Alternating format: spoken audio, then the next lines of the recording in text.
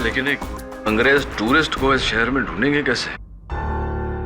ये भी पता नहीं कि शहर में होगा या नहीं। रवि ने क्या कहा था वो? भाई ब्रिटिश फोटोग्राफर हूँ और London daily newspaper London times के लिए भी काम करता हूँ। फोटोग्राफर है।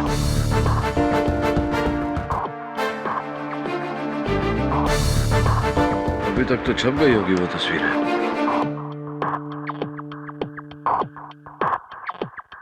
मिल गया, ये देख, लंदन टाइम्स। फोटोग्राफर का नाम जावेद स्मिथ।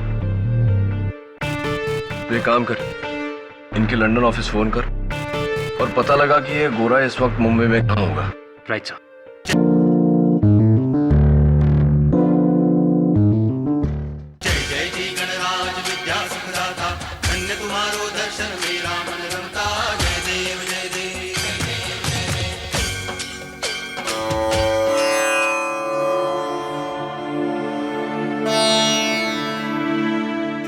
पापा, 1.5 दिन पहले आप इस घर में विराजमान हुए थे। आज आपके विसर्जन का समय है, लेकिन मैं आपको जाने नहीं दूंगी। विघ्न करता हो ना आप, मुश्किलों को दूर करने वाले। आज मेरे जीवन की सबसे बड़ी मुश्किल मेरे सामने खड़ी है। कसम है मुझे मेरे बच्चों की, जब तक मेरे जीवन से ये मुश्किल आप दूर नहीं कर देते, मैं आपका विसर्जन नहीं करूंगी। नहीं जाने दूंगी इस घर से, नहीं जाने दूंगी।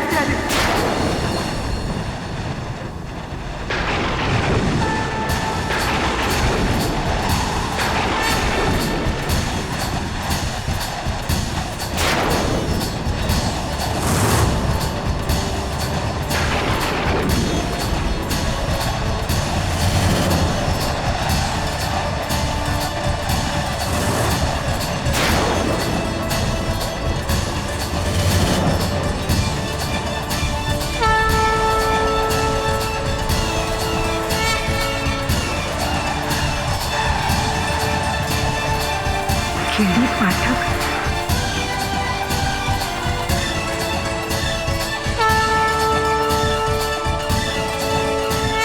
मिसेस बिली मोरिया, ईद और गणेश चतुर्थी एक साथ आई, मतलब मुंह डबल मीठा। ये देखो, आहा क्या शीर खुरमा भेजा है जुम्मन दर्जी ने। वही जिसको तुमने फैशन शो मर्डर केस में बचाया था। वो है। और ये मोदक? कुमार शर्मा जी क्या है? वो ज्वेलरी मर्डर केस था ना, वही। यानी मेरे दोस्त मानव की मम्मी? तब तो सब मेरा भी हिस्सा है। वापस रख, वापस रख। केडी पाठक जी। जी माफ कीजिए, बिना टाइम लिए आपसे मिलने चली आई। दरअसल मैं बड़ी मुश्किल में हूँ साहब। ले, सबके साथ शेयर करके खा जा वहां बैठ के। नहीं, जब तक मेरे पति घर नहीं आ जाते मैं इन्हें प्रसाद खाने नहीं दूंगी। मिसेस बिली मोरिया, आओ बच्चों, बैठो। बैठिए। बताइए, कौन है आपके पति? कहाँ है वो? जी, रविकांत विचारे अपनी खुद की टैक्सी चलाते हैं, लेकिन 2 दिन से वो जेल में है, मर्डर के केस में।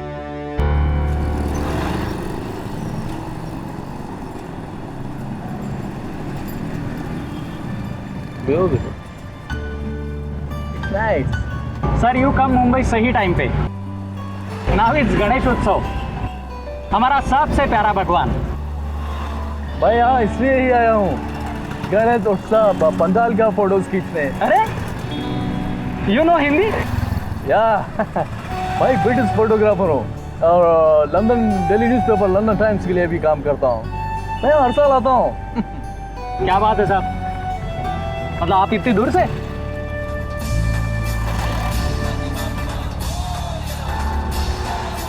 तरीके ये नाकाबंदी।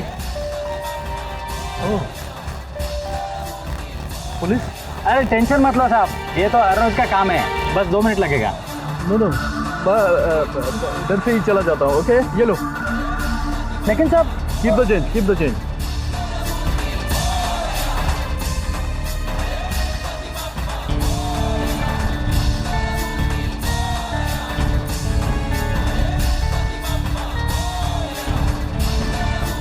शिंदे रोक उसको, रोक, पकड़। टैक्सी वाले साहब आ गए, साहब घर जा रहे हैं साहब। कहाँ दिखा?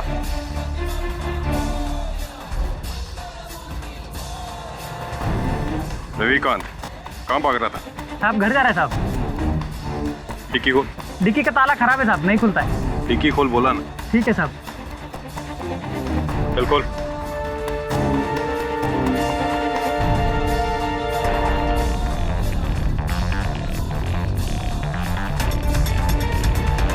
शिंदे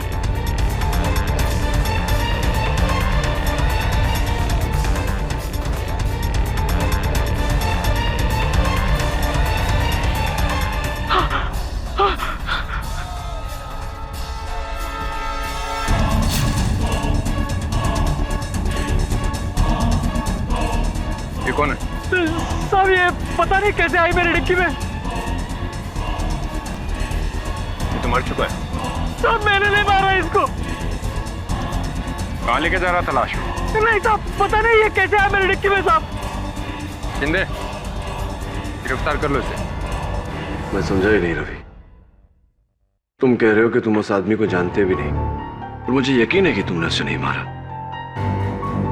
तो फिर उसकी लाश तुम्हारी टैक्सी में कैसे आई? मेरे को पता नहीं साहब, आयशप्पा, मैंने उस आदमी को नहीं मारा। मेरे को बचा लो साहब, मैं आपके आगे हाथ जोड़ता हूँ, मेरे को बचा लो। हौसला रखो, मैं अपनी पूरी कोशिश करूंगा। वैसे आप मेरे पास कैसे आ गई? किसने भेजा आपको?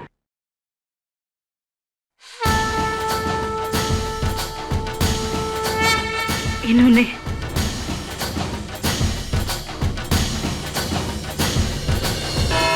रविकांत बेचारे, तो तुम्हारा कहना है कि 2 सितंबर को तुम्हारी टैक्सी MHO2JS393 में से जो लाश बरामद हुई उसके बारे में ना तो तुम जानते हो और ना ही तुमने उसे मारा, तो फिर वो लाश डिक्की में आई कहां से?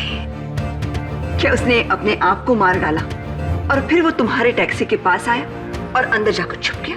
नहीं, मैंने नहीं। फिर वो लाश डिक्की में आई कहां से?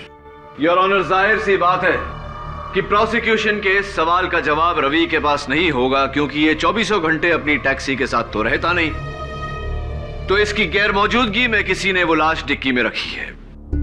रवि, तुमने आखिरी बार डिक्की कब खोली थी? सर, रोज की तरह मैं सुबह 9 बजे टैक्सी बाहर निकालने के पहले डिक्की खोली, चेक किया था साहब, अंदर कुछ नहीं था साहब। यानी कि 9 बजे के बाद किसी ने वो लाश। 1 minute, sorry to cut you KD. Dicky खोली, लेकिन तुमने तो पुलिस से कहा कि डिक्की का ताला खराब है, खुलती नहीं। पता नहीं, सुबह तो ठीक था, पर दोपहर को खराब हो गया था। जाहिर है, क्योंकि दोपहर तक तुमने उसमें लाश रख दी थी। मिसेस उमा, उस आदमी की मौत कैसे हुई थी? जहर के असर से जज साहब। जज साहब, इस रुमाल को आर्सेनिक से बने ओडोलेस सॉल्यूशन में डुबाकर और इसे सुंघाने से उसकी मौत हुई।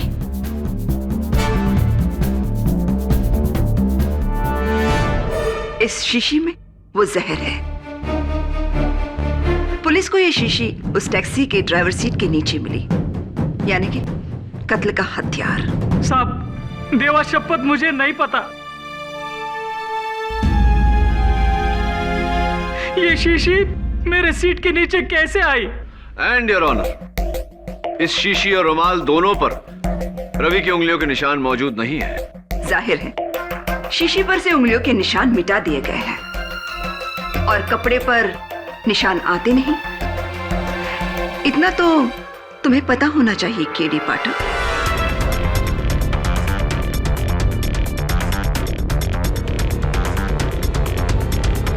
उस आदमी के बारे में कुछ पता चला? मसलन कौन था वो, क्या नाम, पता कुछ? जी जज साहब, मरहूम का नाम दिवाकर चोपड़ा है, दिल्ली का ड्राई फ्रूट ट्रेडर है। ये पर्स उसके पैंट की जेब में मिला, लेकिन इसमें से पैसे गायब हैं। कितने पैसे थे इसमें? मैडम मुझे नहीं पता। क्या कह रहे हो? सोने की चेन और घड़ी तो तुमने चुरा ली और पैसे छोड़ दिए।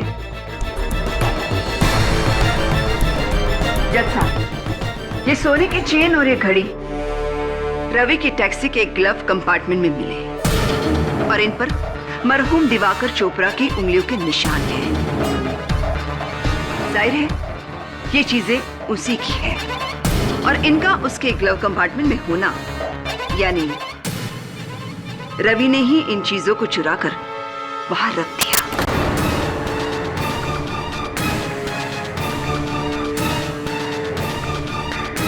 कत्ल से पहले या कत्ल के बाद? माँ बाप मेरे को नहीं पता। ये चैन, ये घड़ी। तुम्हें पता क्या है रवि? हाँ, इतना तो पता है ना कि तुम्हें अदालत किस लिए लाया गया है, या नहीं पता?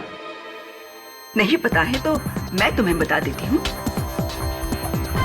तुम्हें लालच आ गया और तुमने अपने निहत्थे पैसेंजर को मारकर उसे लूटा और उसकी लाश तुम ठिकाने लगाने ही जा रहे थे। I object, Your Honor। एक सोने की चेन और एक घड़ी के लिए रवि जैसा ईमानदार टैक्सी ड्राइवर अपनी बरसों की मेहनत, अपनी रोजी रोटी और अपने परिवार को दांव पर नहीं लगाएगा। क्यों केडी? क्या इससे पहले कभी किसी टैक्सी ड्राइवर ने कोई जुर्म नहीं किया पैसों के लिए? जज साहब, आज से 12 साल पहले इसी अदालत में मैंने एक केस लड़ा था और जीता भी। Case number 324/99, Jagat Ram Tiwari versus state of Maharashtra, जहां जगत नाम के टैक्सी ड्राइवर को उम्र कैद की सजा हुई थी क्योंकि उसने अपने पैसेंजर के साथ लड़ाई करके उसे छुरा मारा था। कत्ल की वजह 20 रुपए का छुट्टा नहीं था टैक्सी वाले के पास। 20 रुपए। जब 20 रुपए के लिए एक टैक्सी ड्राइवर अपनी रोजी रोटी कत्ल करके दांव पर लगा सकता है, वहां ये घड़ी और सोने की चेन कम से कम 2.5 लाख की होंगी। Silence in the court, please. 2.5 lakh, जो उस कर्जे की रकम है जो रविकांत ने अपने खोली के लिए ली है।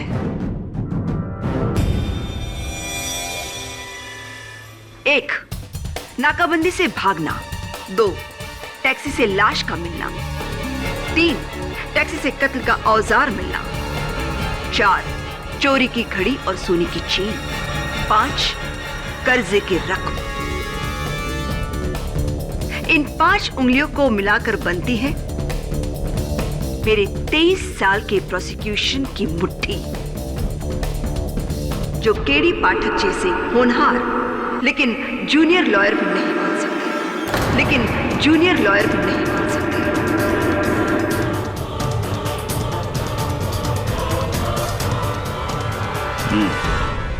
प्रोसिक्यूशन का केस बहुत ही मजबूत है केडी। मजबूत है योर ऑनर, लेकिन अटूट नहीं। और उसकी वजह यह है कि इस जुर्म का कोई चश्मदीद गवाह नहीं। जाहिर सी बात है कि किसी ने यह कत्ल किया और उसके बाद लाश को रवि की टैक्सी की डिक्की में छुपाया।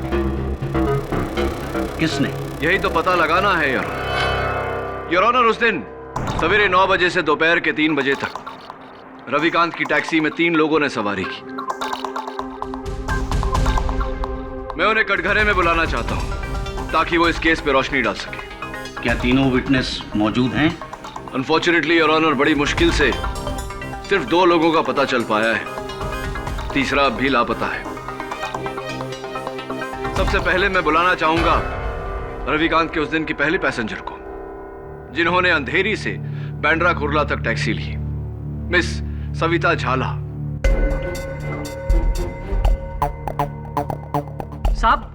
यही लड़की थी साहब।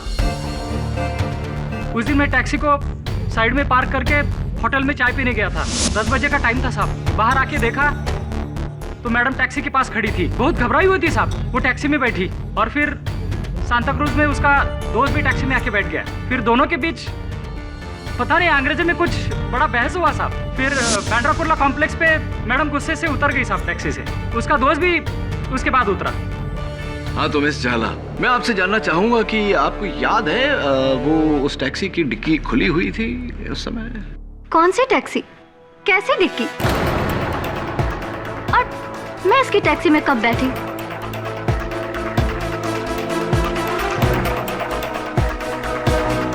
या तो ये आदमी झूठ बोल रहा है या फिर इसे कोई गलतफहमी हुई है। मे बी कोई और लड़की हो। ओ मैडम, क्या बोल रही हैं आप ही थी। आप ही टैक्सी की डिक्की के पास खड़ी थी बैग लेकर साहब। इसी ने उसको लाश को डिक्की में डाला होगा साहब। अरे ये क्या बोल रहे हो? ना मैंने तुम्हें कभी देखा है और ना ही तुम्हारी टैक्सी को। मिस झाला, क्या आप जानना चाहेंगे कि हमने आपके बारे में पता कैसे लगाया? रवि के बयान के मुताबिक उसने अंधेरी के रत्नाकर कॉलोनी से सवारी ली और बांद्रा कुर्ला के मैक्स इंडिया बैंक बिल्डिंग के सामने सवारी को उतार दिया। हमने अंदाजा लगाया कि शायद वो सवारी मैक्स इंडिया बैंक में काम करती होंगी, तो वहां के कर्मचारियों से बात करने के बाद हमें पता चला कि उनकी एक ही मुलाजिम अंधेरे की रत्नाकर कॉलोनी में रहती हैं, जिनका नाम मिस सविता झाला है, यानी कि आप। तो उससे क्या साबित होता है? और वैसे भी उस दिन मैं ऑफिस टैक्सी से नहीं बस से गई थी। बस से? जी हाँ। अजीब, ये कैसे हो गया? क्योंकि मिस झाला, मैक्स इंडिया बैंक बिल्डिंग के गेट से घुसते हुए गाड़ी का नंबर सिक्योरिटी गार्ड में लिखा था, ये देखिए MHO2JS 393, जो किसी बस का नहीं रविकांत की टैक्सी का नंबर है। और हम सिक्योरिटी गार्ड ने पुलिस को बयान भी दिया है कि उसने आपको इनकी टैक्सी से उतरते हुए देखा, एक बैग समेत। और आपके पीछे पीछे आपके कोई पुरुष मित्र भी उतरे थे बैग समेत। वैसे कौन थे वो मित्र आपके? क्या क्या संबंध है आप दोनों के भी? चलिए छोड़िए, जाने दीजिए, अदालत को इन बातों से क्या मतलब। ये बताइए कि वो जो बैग्स आप दोनों के पास थी, क्या था उनमें?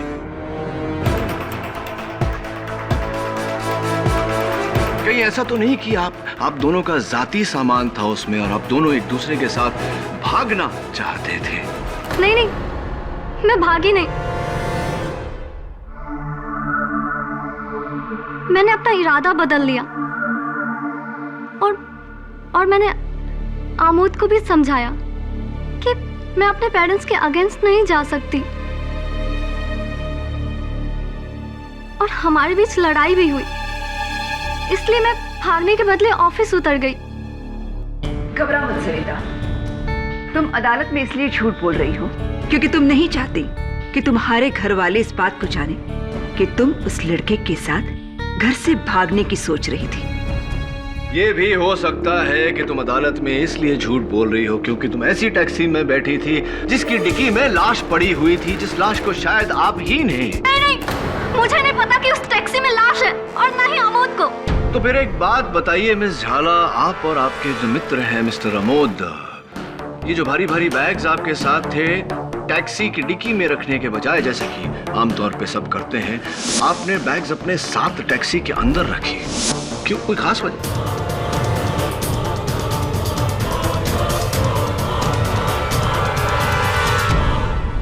जी, इसका मेरे पास कोई जवाब नहीं है। मेरे सवाल का जवाब शायद ये है मिस झाला कि आप जानती थी कि उस टैक्सी की डिक्की में लाश है जो शायद आपने या आपके मित्र आमोद ने वहां रखी। योर ऑनर, अंधेरे ईस्ट की रत्नाकर कॉलोनी जहां से सविता बैठी और सांताक्रूज स्टेशन जहां अमोद बैठे, दोनों ही बहुत बिजी एरियाज है। जरा सोचिए, क्या ये पॉसिबल है एक भारी सी लाश ढोकर कोई डिक्की में रखे और किसी को पता भी ना चले?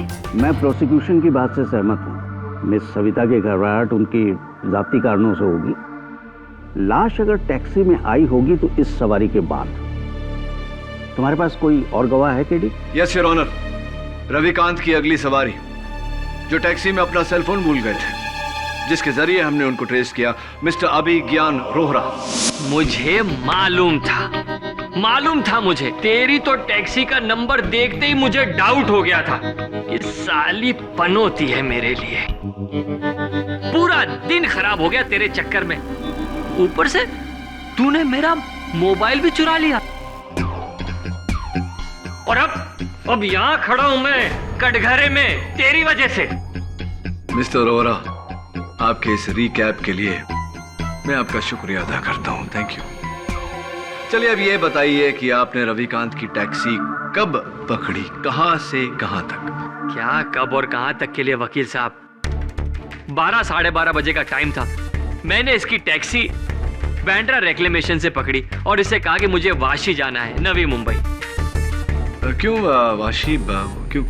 क्यों मतलब क्या वकील साहब? अरे भाई मेरी फैक्ट्री है वहां पर। तो फिर आप तकरीबन 1 बजे बीच रास्ते में यानी कि सायन में उतर गए। क्यों उतर गए? उतरा नहीं वकील साहब, सायन पर ही इसकी खटारा टैक्सी का टायर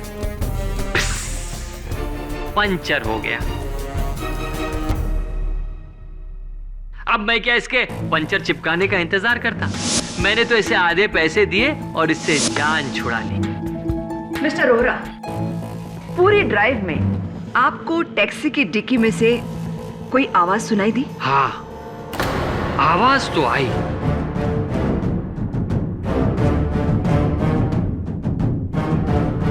बल्कि इसकी खटारा टैक्सी के तो चारों तरफ से आवाज आ रही थी मुझे।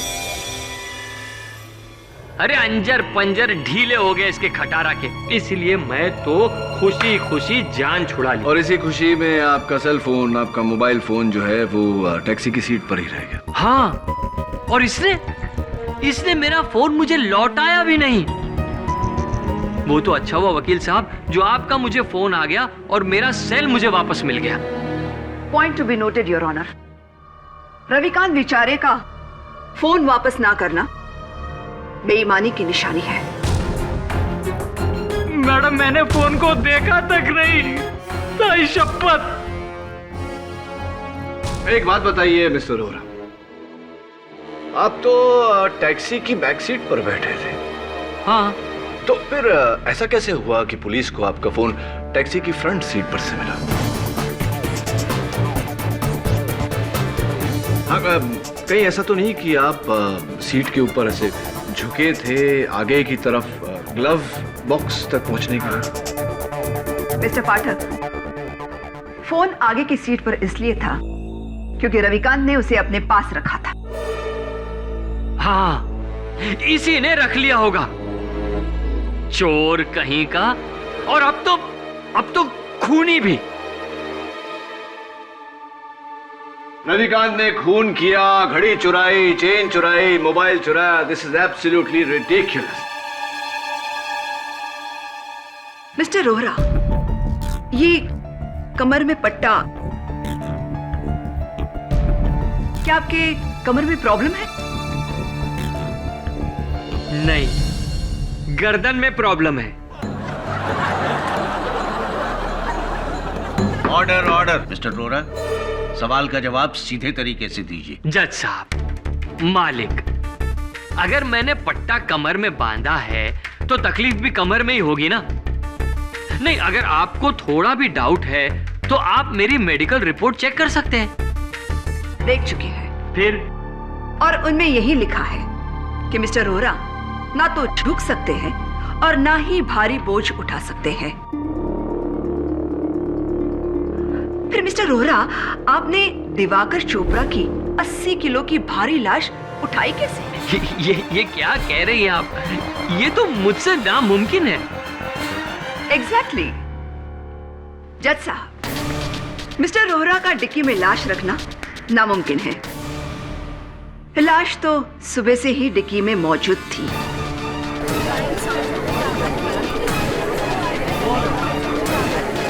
साइलेंस। और इस बात को साबित करने के लिए कि सिर्फ रविकांत बेचारे जानते थे कि गाड़ी की डिक्की में लाश है, मैं अपने अगले गवाह को बुलाना चाहती हूँ। गजानन नाइक। नमस्ते माई बाप।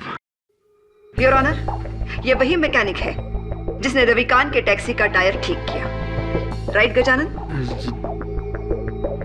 जी। घबराओ मत, तुम्हें कोई कुछ नहीं कहेगा। तुम सिर्फ इतना बताओ कि वो टायर तुमने कब और कहां ठीक किया। जी सर। मैडम। जी जी, माफ़ करिए मैडम, मेरी अपनी पंचर की दुकान है, विनायक टायर शॉप के नाम से, जो साइन में गणेश मंदिर के पास है। ये आदमी मेरी शॉप में अपनी टैक्सी लेके आया, उसके टैक्सी का पिछला टायर पंचर था। वो पंचर टायर लेकर तुम्हारे पास आया? जज साहब, नॉर्मली जब टायर पंचर होता है तो सबसे पहले डिक्की खोली जाती है और फिर स्टेपनी को निकालकर उस पंचर टायर की जगह फिट किया जाता है। तुमने ऐसा क्यों नहीं किया रविकांत? मुझे लगा बस 2 मिनट पे पंक्चर वाला है, तो इसके लिए मैं मगजमारी क्यों करूं? या फिर इसलिए क्योंकि तुम डिक्की नहीं खोलना चाहते थे? तुम जानते थे कि टैक्सी की डिक्की में लाश है।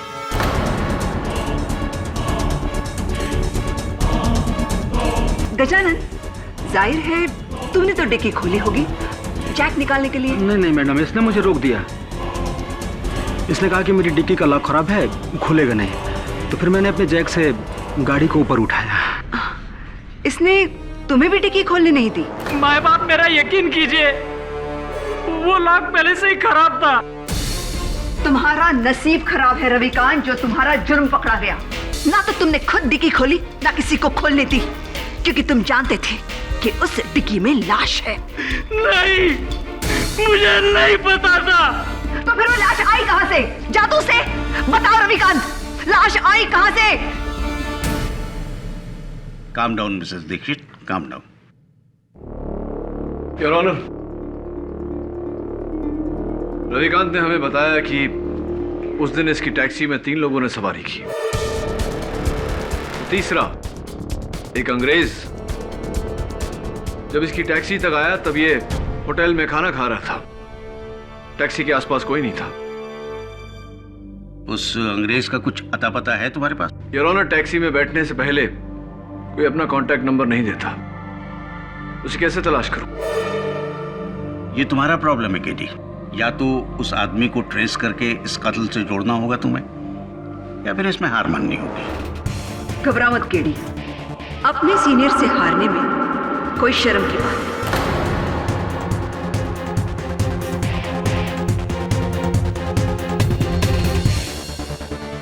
योर ऑनर, लाश की तहकीकात के बाद पुलिस को एक नया एविडेंस मिला है। उस आदमी का नाम दिवाकर चोपड़ा नहीं, बल्कि मनु नागपाल है।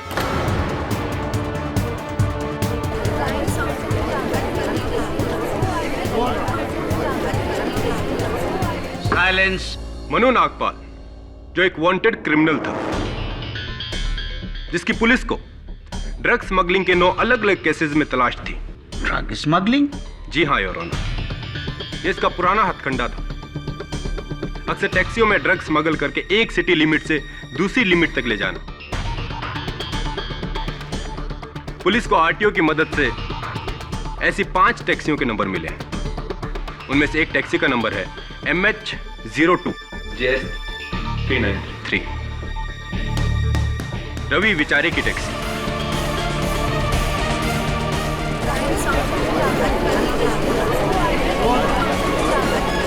साइलेंस।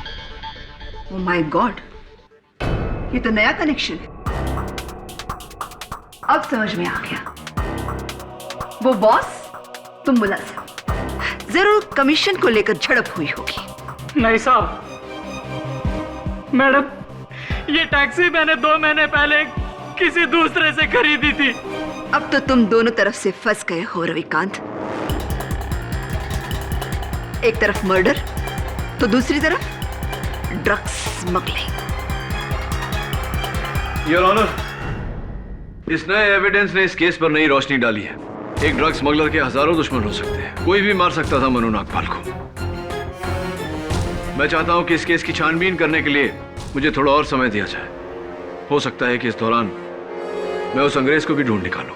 ठीक है, यह अदालत अगली सुनवाई तक मुलतवी की जाती है। The court is adjourned for the day.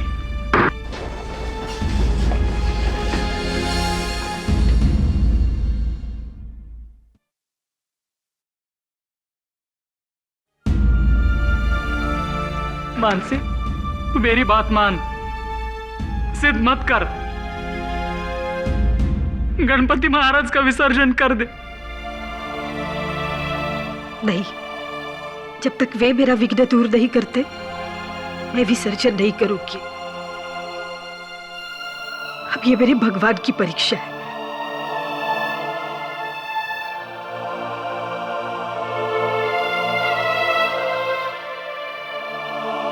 Ganesh ji के साथ साथ ये मेरी भी परीक्षा है। वरुण, अगर मैं ये केस हार गया तो मानसी का भगवान पे से विश्वास उठ जाएगा। केडी सर, जितना मैंने इस केस को स्टडी किया, मेरा पूरा डाउट उस अंग्रेज पर है। वो पुलिस को देखकर ऐसे भागा था जैसे गाय के सर से सींग। आई एम वेरी श्योर उसी ने उस लाश को टैक्सी में डाला होगा। हाँ, लेकिन एक अंग्रेज टूरिस्ट को इस शहर में ढूंढेंगे कैसे? ये भी पता नहीं कि शहर में होगा या नहीं। रवि ने क्या कहा था वो? मैं एक ब्रिटिश फोटोग्राफर हूँ और London daily newspaper London times के लिए भी काम करता हूँ। फोटोग्राफर?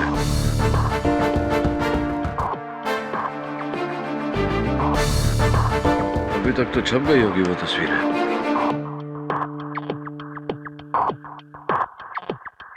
मिल गया, ये देख, लंदन टाइम्स। फोटोग्राफर का नाम जावेद स्मिथ। तो एक काम कर, इनके लंदन ऑफिस फोन कर और पता लगा कि ये गोरा इस वक्त मुंबई में कहाँ होगा। Right sir.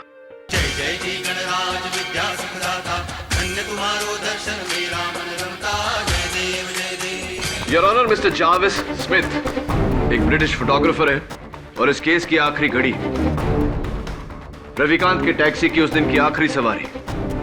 तो मिस्टर स्मिथ, और जो हिंदी बोल लेते हैं आप?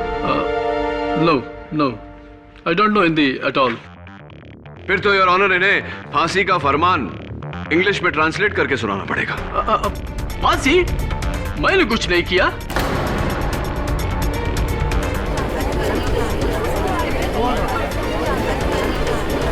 Order order. हाँ, आपने कुछ नहीं किया, लेकिन बड़ी तेजी से 30 सेकंड में आप हिंदी सीख गए। क्या माइंड है आपका? अब जरा इस माइंड को रिवाइंड करिए और बताइए कि उस दिन रविकांत की टैक्सी से पुलिस को देखकर, नाकाबंदी को देखकर आप घबरा कर उतर गए थे। क्या कारण था उसका? नहीं, मुझे लेट हो रहा था तो मैं वहां से पैदल गया। आपका ये बैकपैक पुलिस ने आपके होटल रूम से बरामद किया तो उसके पॉकेट से कुछ बू आ रही थी और लैब टेस्टिंग से पता चला है योर ऑनर की वो बदबू चरस की थी। इसके बारे में आप क्या कहना चाहेंगे? Yes, you are right. मेरे बैग में चरस था।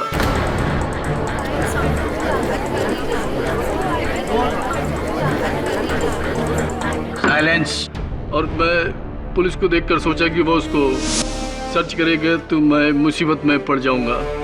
Point to be noted your honour, mister Smith के बैग में से ड्रग्स बरामद हुए। मनु नागपाल भी एक ड्रग डीलर था और मुझे पूरा यकीन है कि यह कत्ल इस ड्रग कनेक्शन की वजह से ही हुआ है। Your witness. No, I swear, मैं ऐसे किसी आदमी को नहीं जानता। डोंट वरी मिस्टर स्मिथ, मुझे आप पर पूरा यकीन है और बहुत जल्द अदालत को भी होगा। योर ऑनर, पोस्टमार्टम की रिपोर्ट के तहत मनु नागपाल की मौत दोपहर के 1:30 और 2:30 बजे के बीच हुई और मिस्टर स्मिथ उस टैक्सी में लगभग 3 बजे के करीब बैठे। 3 ही बजे थे ना? हाँ, लगभग 3 बजे। There you are KD. आपकी ही दलील आपके खिलाफ। इस हिसाब से मनु नागपाल और मिस्टर स्मिथ सहयोगी नहीं हो सकते। सो योर ऑनर, उस दिन रविकांत की टैक्सी में सुबह 9 बजे से लेकर शाम के 4 बजे तक 6 लोग बैठे। 1 सविता झाला, 2 अमोद, 3 अभिज्ञान रोरा, 4 mister Jerry Smith, 5 driver Ravikant विचारे एंड ऑफ कोर्स डिक्की में मरहूम मनु नागपाल। इनमें से पहले 4 पर तो शक की कोई गुंजाइश नहीं है, तो फिर बचा कौन? मनु नागपाल, जिसका कत्ल हुआ, और उसका कातिल रविकांत विचारे।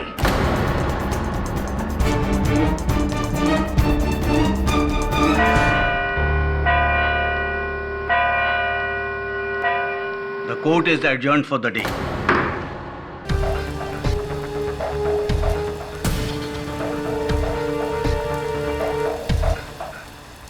भगवान जी, अब आप ही कुछ कीजिए, वरना आपके भक्त को बचाना तो।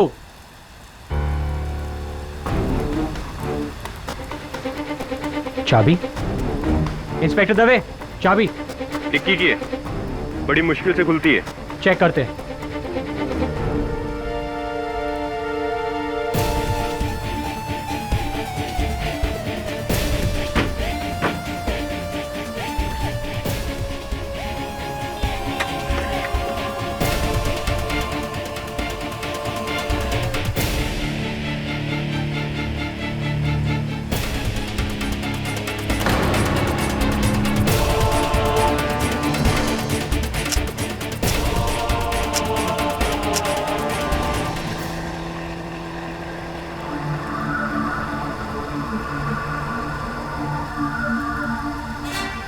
डैम, फिर से पंक्चर।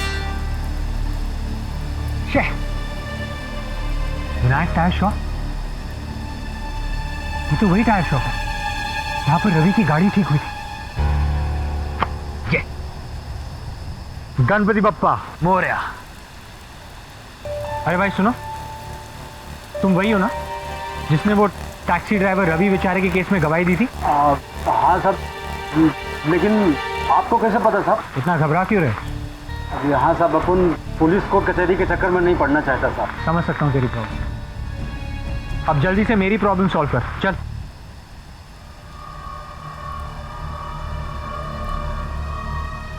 हेलो साहब।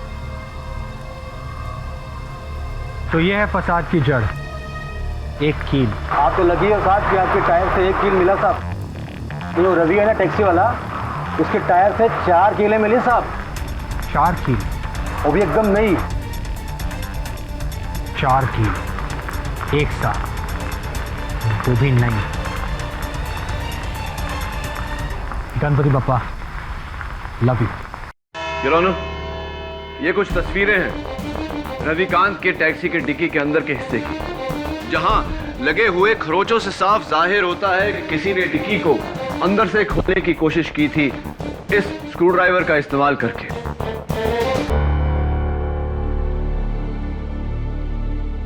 जिस पर मनु नागपाल की उंगलियों के निशान है। इसका मतलब? इसका मतलब ये हुआ यार ऑनर कि मनु नागपाल जब उस डिक्की में घुसा तब वो जिंदा था, मुर्दा नहीं। और एक पॉइंट पर उसने डिक्की से बाहर निकलने की कोशिश की, लेकिन बाहर के शोर के कारण रविकांत उसकी आवाज को सुन नहीं पाया। अब सवाल यह है योर ऑनर कि मनु नागपाल उस डिक्की में घुसा क्यों? वो शहर छोड़कर भागना चाहता था, और पब्लिक ट्रांसपोर्ट यानी टैक्सी से बेहतर सवारी और क्या हो सकती है? तो मनु ने खुद टैक्सी रोकी, रविकांत से कहा कि टैक्सी की डिक्की खोलो, मुझे उसमें छुपना है। मिसेस दीक्षित, पूरी बात समझने के लिए पूरी बात सुन लेनी चाहिए। योर ऑनर, जैसा कि मैं कह रहा था, मन्नू का कोई साथी था जिसने टैक्सी में बैठने से पहले रवि को बातों में उलझाया, और मन्नू को समय मिला कि वो डिक्की का ताला तोड़ के उसके अंदर जाकर छिप जाए। अब ये भी बताओ कि वो साथी कौन था?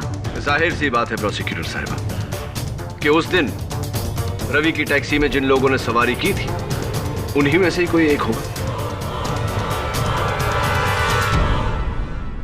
तो तुम्हारा कहना है कि मनु शहर से भागने के लिए रविकांत की टैक्सी की डिक्की में छुपा, फिर उसने रुमाल लिया, अपने चेहरे पर लगाया और अपने आप को मारने की कोशिश की। प्रोसिक्यूटर साहिबा, आपकी आधी बात सच है और आधी बात गलत। हाँ, मनु ने खुद अपने चेहरे पर रुमाल लगाया था। उसका कारण यह है योर ऑनर कि मनु को धूल से एलर्जी थी और डिक्की में धूल से बचने के लिए उसने ऐसा किया था, यह जाने बिना कि उसके साथी ने पहले से ही वो रुमाल जहरीले सॉल्यूशन में डुबो दिया। थियोरी अच्छी है लेकिन प्रैक्टिकल नहीं। साबित कैसे करोगे? साबित करूंगा ना, और साबित करने के लिए योर ऑनर मैं कटघरे में बुलाना चाहूंगा विनायक टायर सर्विस के गजानन नायक को। गजानन, रवि के टैक्सी का टायर कैसे पंक्चर हुआ था? साहब 4 कीलें उसमें घुसी हुई थी, एकदम नई। 4 नई कील चमकती हुई ऐसी? हाँ साहब, वैसे कील है। कितने साल से पंक्चर बना रहे हो? 9 साल से साहब। और अपने 9 साल के तजुर्बे में आपने कितनी बार देखा है कि ऐसी 4 नई चमकती हुई कील के कारण टायर पंक्चर हुआ? नहीं साहब, अभी तक तो नहीं। आपने कभी नहीं देखा। उसका कारण यह है योर ऑनर क्योंकि वो 4 कील रास्ते पे पड़ी हुई नहीं थी, रास्ते पर डाली गई थी। किसी ने बड़ी शातिरता से रवि की टैक्सी में बैठने से पहले वो कील टायर के सामने डाली थी। गजानन, कौन से टायर में पंक्चर था? साहब वो ड्राइवर के पीछे का राइट साइड। ड्राइवर के पीछे का राइट साइड। तो क्या अगर मैं ये कहूं कि किसी ने टैक्सी में बैठने से पहले वो कील नीचे डाल दी होगी तो क्या तुम मेरी बात से सहमत हो? हाँ। कितने बजे तुमने ये पंक्चर बनाया? करीब 1 बजे का टाइम था साहब। और तुम्हारे 9 साल के तजुर्बे में अगर ऐसी 4 कील के साथ पंक्चर हुआ हो तो पूरा हवा निकलने में यानी कि फुल से फ्लैट होने में कितना समय लगता है? सब कील 4 थे, वो भी छोटे छोटे, तो मेरे हिसाब से आधे से पौन घंटे लगने चाहिए साहब। आधे से पौन घंटा, यानी कि अगर बैक ट्रैक करे योर ऑनर तो 12:15 और 12:15 बजे मिस्टर अभिज्ञान रोहरा रवि की टैक्सी में बैठे थे। मैं उन्हें कटघरे में बुलाना चाहूँ। क्या आपका कहने का मतलब है कि मैंने ही कील फेंक कर टायर पंचर कर दिया? जी हाँ मिस्टर रोहरा, ताकि जब टैक्सी ड्राइवर पंक्चर देखने के लिए उतरे तो आपको समय मिले वो घड़ी और वो चेन ग्लव कंपार्टमेंट में छुपाने का। वकील साहब, मैंने तो खुद वाशी जाने के लिए वो टैक्सी पकड़ी थी। मैं खुद अपनी टैक्सी का टायर पंचर कर दूंगा। वो इसलिए मिस्टर रोहरा ताकि आपको भागने का मौका मिले, अपने मरते हुए साथी की लाश से दूर, और इल्जाम टैक्सी ड्राइवर पर आए। मन्नू नागपाल मेरा दोस्त, ये कैसे कह सकते हैं आप? क्योंकि आप ही थे जिसने वाशी तक वो टैक्सी हायर की थी, और आप जानते थे कि मन्नू को मुंबई में ढूंढा जा रहा है, नवी मुंबई में नहीं।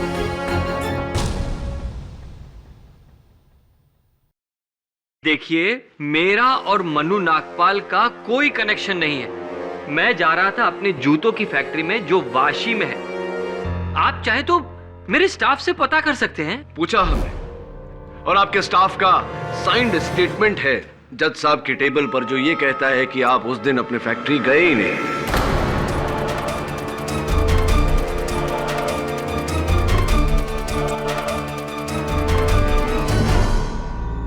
अब नहीं, एक्चुअली जज साहब वो देखिए मिस्टर रोहरा, वो जो कील जिससे पंक्चर हुए थे वो कील जूते बनाने में इस्तेमाल होते हैं।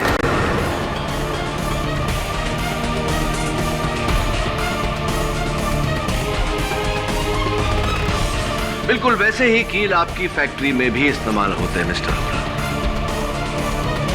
आपका खेल खत्म हो गया। आप जुर्म कबूल करते हैं या मैं जज साहब को वो तस्वीरें दिखाऊं? मैं आपसे कितनी बार कहूं कि मैं उससे नहीं जानता था। आप मनु नागपाल को नहीं जानते? जी नहीं। कभी नहीं मिले? नहीं। ये कुछ तस्वीरें हैं योर ऑनर। मिस्टर रोहरा और मिस्टर मनु नागपाल की एक साथ में ड्रिंक लेते हुए।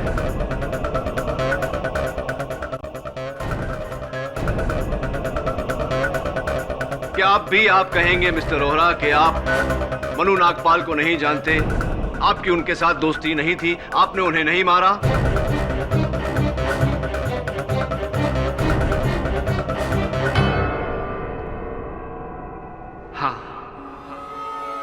मैंने ही मन्नू नागपाल का खून किया है।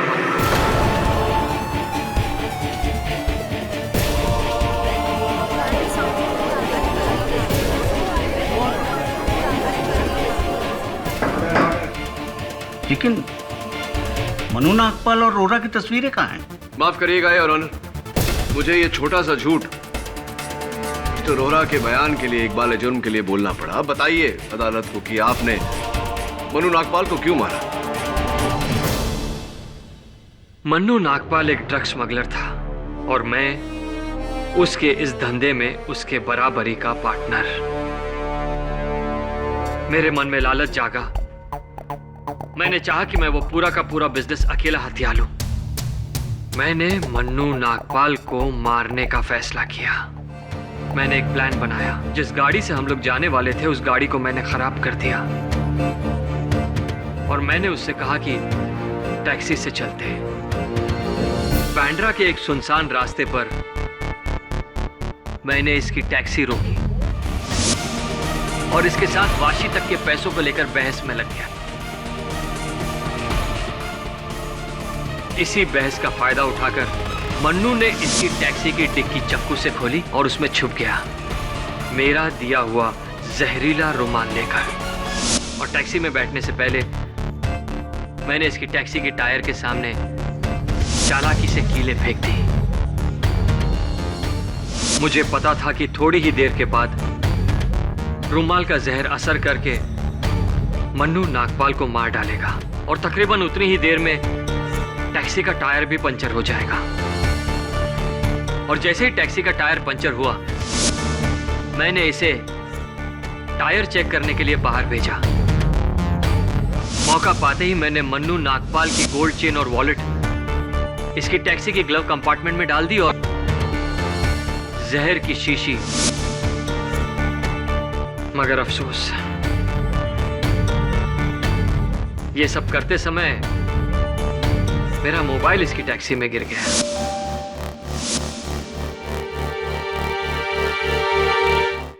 यह अदालत अभिज्ञान रोहरा को मनु नागपाल के कत्ल के जुर्म में दोषी पाते हुए हिरासत में लेने का हुक्म देती है और रविकांत बेचारे को बाइज्जत बरी करती है।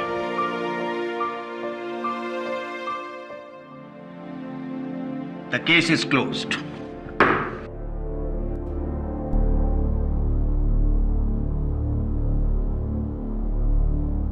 Congratulations kid. थैंक यू, बहुत बहुत बधाई हो। अरे क्या